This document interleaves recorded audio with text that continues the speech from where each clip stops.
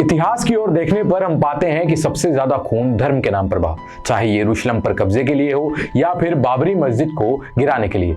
इसके इतिहास में आपको कितने ही रेफरेंस ऐसे मिल जाएंगे। धर्म के झंडे ढोने वाले हाथ अक्सर खून से रंगे हुए देखे जाते हैं। हम जानते हैं जर्मनी में यहूदियों का जो नरसंहार हुआ वो सीधा ऑउश्विट्ज में शुरू नहीं हुआ था। पहले छोटे छोटे कार्यक्रम, फिर बड़े कार्यक्रम, लोगों को शपथ दिलाई गई, यहूदियों को बदनाम किया गया और फिर ट्रेन में ले जाकर लाद कर मरने के लिए भेज दिया गया।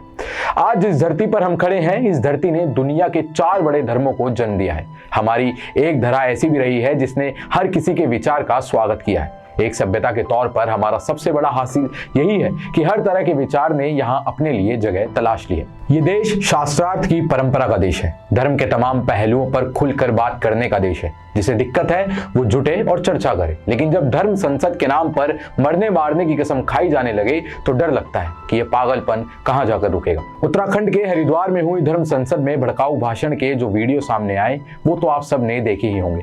इसमें सो कॉल्ड साधु लोग हिंसक भाषण देते हुए हिंदू राष्ट्र की बात कर रहे हैं। इन वीडियो में धर्म की रक्षा करने के लिए शस्त्र उठाने की बात कर रहे हैं। मुस्लिम प्रधानमंत्री ना बनने देने, मुस्लिम आबादी ना बढ़ने देने समेत धर्म की रक्षा के नाम पर विवादित भाषण देते हुए साधु संत दिखाई देते हैं। महिला संत भी कॉपी किताब रखने और हाथ में शस्त्र उठाने जैसी बात कहती हुई नजर आती हैं। यह धर्म संसद 17 से 20 दिसंबर तक चली। आरोप है कि इवेंट खत्म हुए 4 दिन के बाद भी हेट स्पीच देने वालों पर कोई एक्शन नहीं लिया गया। हालांकि 23 दिसंबर थर्सडे को देहरादून में सीनियर पुलिस अधिकारियों ने बैठक की और इस बैठक के बाद मामले पर कानूनी कार्रवाई करने का निर्देश दिया, जिसके बाद आईपीसी की धारा 153A के तहत मामला दर्ज कर लिया गया है। धर्म संसद का आयोजन एक धार्मिक नेता यति नरसिंहानंद ने किया था। उन पर पहले भी नफरत भरे भाषणों से हिंसा भड़काने के आरोप लग चुके हैं। सभा से जुड़े दूसरे लोगों में हिंदू रक्षा सेना के प्रबोधानंद गिरी, बीजेपी महिला विंग से जुड़ी उदिता त्यागी और भाजपा नेता अश्विनी उपाध्याय हैं, जो हेट स्पीच के मामले में जमानत पर हैं। यही आपको बता दें कि प्रबोधानंद गिरी, जिन्होंने ये कहा कि हिंदुओं को हथियार उठाना चाहिए, वह उत्तर प्रदेश के मुख्यमंत्री योगी आदित्यनाथ सहित कई भाजपा नेताओं के साथ फोटो खिंचवाते रहते हैं। एक फोटो में उत्तराखंड के सीएम मुख्यमंत्री पुष्कर धामी उनके पैर छूते हुए नजर आ रहे हैं। इस धर्म संसद में जिस तरीके की हेट स्पीचेस दी गई वो कुछ इस तरह है।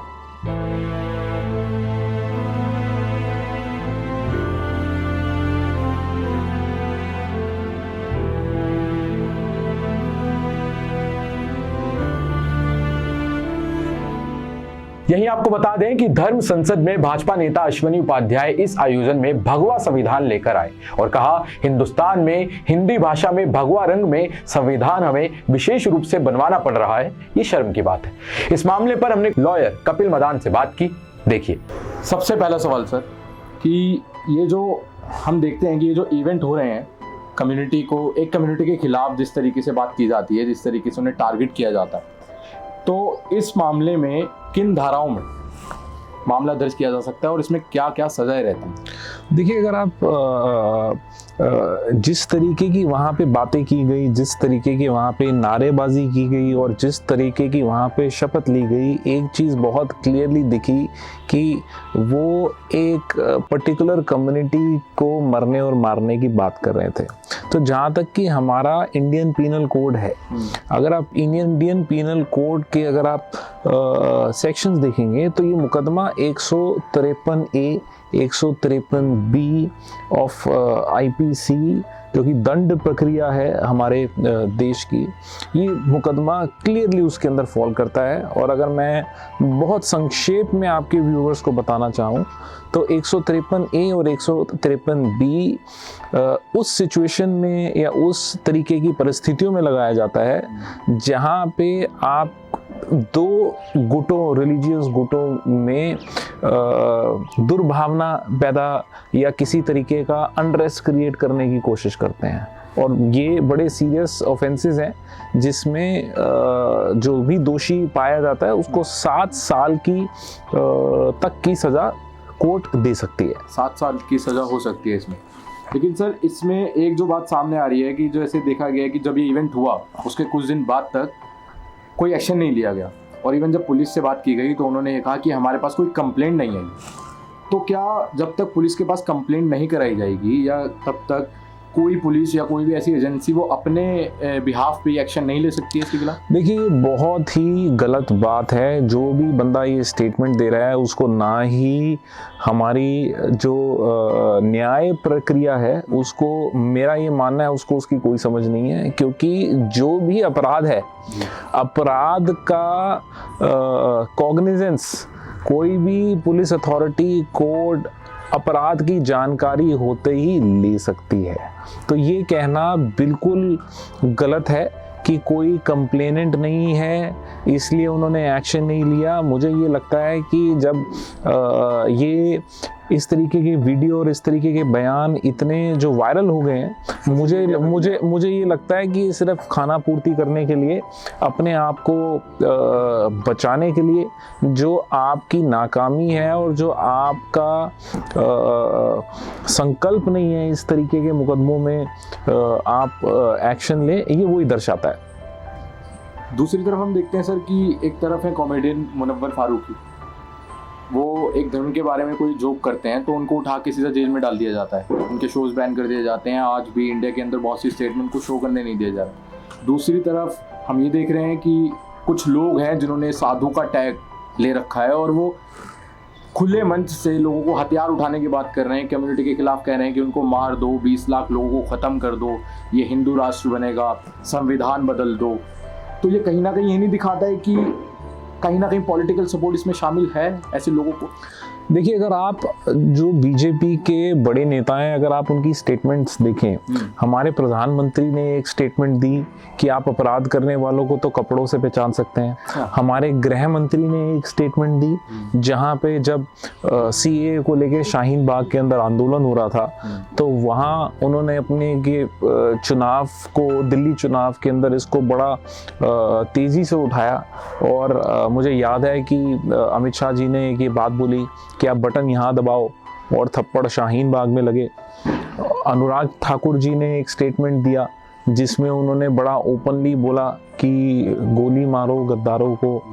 सो मुझे ये लगता है कि ये जो एक अप्रूवल ये सब बातों का करने का है, मुझे लगता है कि अप्रूवल कह लो या इसको आप बढ़ावा कह लो या इसको प्रेरणा कह लो कि अगर आपके जो सुप्रीम लीडर्स हैं वो खुलेआम अपने भाषणों में, अपनी रैलियों में और अपने दिनचर्या में अगर वो इस तरीके की बातें खुलेआम बोलेंगे तो मुझे लगता है कि जो कार्यकर्ता पार्टी के हैं, जो उस विचारधारा से बिलोंग करते हैं, उनको ये सब करने का एक प्रोत्साहन मिलता है, बढ़ावा मिलता है। और उनको शायद ये लगता है कि क्योंकि वो बीजेपी से हैं और बीजेपी सरकार में है तो उनके खिलाफ कोई कार्रवाई होगी नहीं। सर, एक एंगल अगर हम इसको दूसरे एंगल से देखें, क्योंकि आए दिन जैसे आप द्वारका का हादसा ले लीजिए, आप गुड़गांव का हादसा ले लीजिए जो नमाज पढ़ने से रोका गया, आप कर्नाटक का हादसा ले लीजिए, आप ले लीजिए अभी हरिद्वार में जो हुआ, आप ले लीजिए दिल्ली के जंतर मंतर में जो रैली में नारे लगे कि मुल्लों को काटो, इस तरह के जो नारे लगाए गए, ये अब आए दिन होते जा रहे हैं। As a sir Congress party के सपोर्टर आपसे मैं ये पूछना चाहूँगा कि 2014 से पहले ऐसा हमें देखने को मिलता था या मतलब इस तरीके की बातें डेली बेसिस पे हमारे सामने आती थी, मुद्दे सामने आते थे हमारे सामने? देखिए, मुझे नहीं लगता कि कांग्रेस पार्टी के कार्यकाल में या जब कांग्रेस का गवर्नमेंट था इस तरीके के मुकदमे में कोई भी इस तरीके के इंसिडेंट को बढ़ावा देता था। मैं आपसे सच बोलूँगा, ये आपको डेटा देखना चाहिए। तो अगर आप ये डेटा भी देखेंगे तो आपको खुद ही रियलाइज़ होगा कि जो यूएपीए का जो यूज़ है वो बीजेपी गवर्नमेंट में बहुत इंडिस्क्रिमिनेटली किया जा रहा है। और मुझे ये भी दिखता है कि यूएपीए का जो यूज़ है वो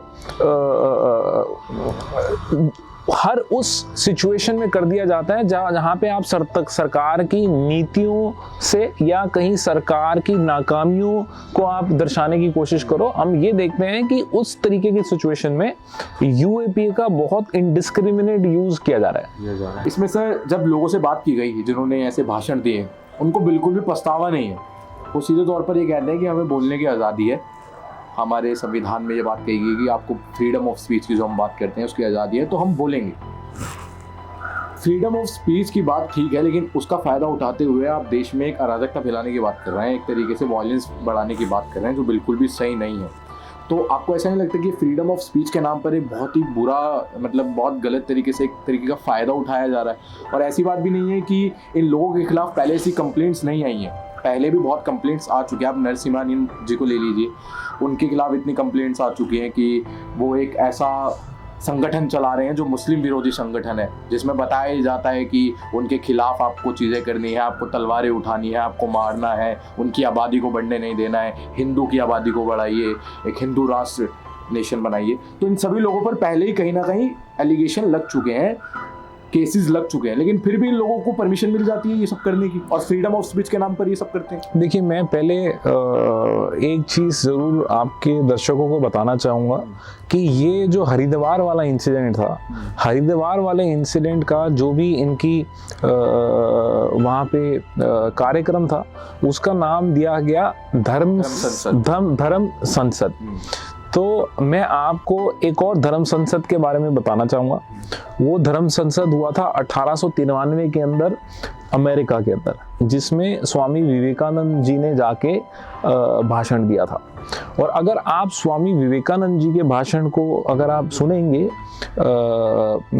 बहुत सारी किताबें भी हैं जिस पे वो भाषण को बिल्कुल जो उसकी प्रतिलिपि है, जो वो स्क्रिप्ट है भाषण की, वो अवेलेबल है। तो वहाँ पे स्वामी विवेकानंद जी ने एक बात बोली थी, जो भी इस तरीके के अराजकता या किसी भी कम्युनिटी के अंदर रिलीजन के आधार पर जो भी इस तरीके की हेट फैलाते हैं, उनको दानव का दर्जा उन्होंने दिया था। तो हमें ये देखना है कि हमारे को जो हमारे टॉर्च बियरर्स हैं, जो हमारे ये स्वघोषित धर्म के ठेकेदार बने हुए हैं, आपको उनको सुनना है कि उनकी धर्म को लेकर विचार क्या है, या आपको स्वामी विवेकानंद जी जैसे लोगों को सुनना है कि उनकी धर्म के बारे में विचार धर्म के बारे में विचार क्या थे। तो ये तो हो गया पहला मसला।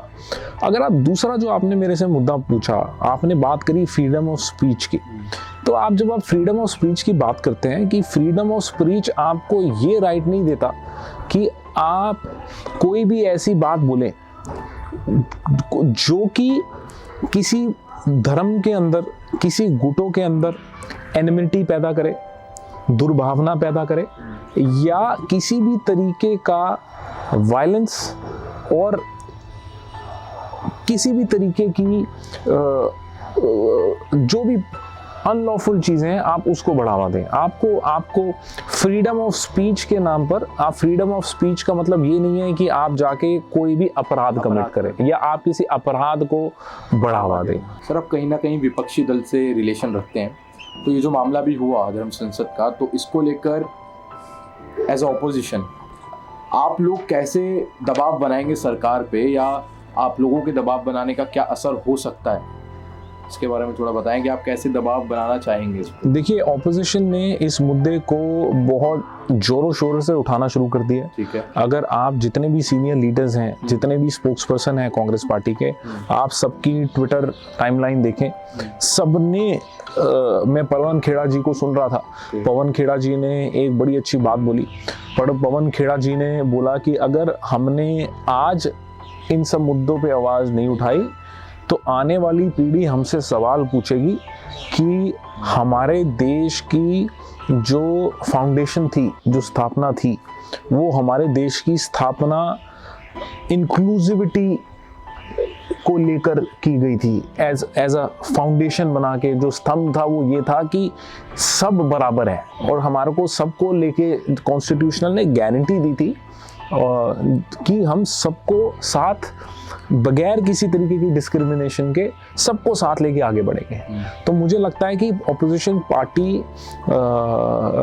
अपना दायित्व निभा रही है, इन सब मुद्दों को उठा रही है, और उसी का ही शायद असर है कि ऑपोजिशन के जोर के बाद, आक्रोश के बाद उत्तराखंड सरकार को इस मामले के अंदर FIR रजिस्टर करनी पड़ी। और हम ये भी देख सकते हैं कि इसमें कुछ जो मुख्य आरोपी हैं या होंगे वो अरेस्ट भी होंगे। ये देश किसी धार्मिक किताब से नहीं चलता। हमारे पुरखों ने यह तय किया था कि देश संविधान से चले, संविधान जो इस बात की गारंटी देता है कि इस देश का कोई भी नागरिक, किसी भी धर्म का मानने वाला या नास्तिक भी, उसे अपने जीवन की गरिमा का अधिकार मिलेगा। वो निर्भय होकर अपना जीवन जिएगा और देश की सरकार इसे सुनिश्चित करेगी। देश की सरकार ध्यान दे, देश के एक धर्म के मानने वाले नागरिकों को देश के कुछ लोग धमकी दे रहे हैं। देश की सरकार ध्यान दे, क्योंकि उसने संविधान की शपथ खाई है। आप देख रहे थे ग्लोबल नाउ 24/7। मैं तुषार अब आपसे इजाजत चाहता हूं। धन्यवाद।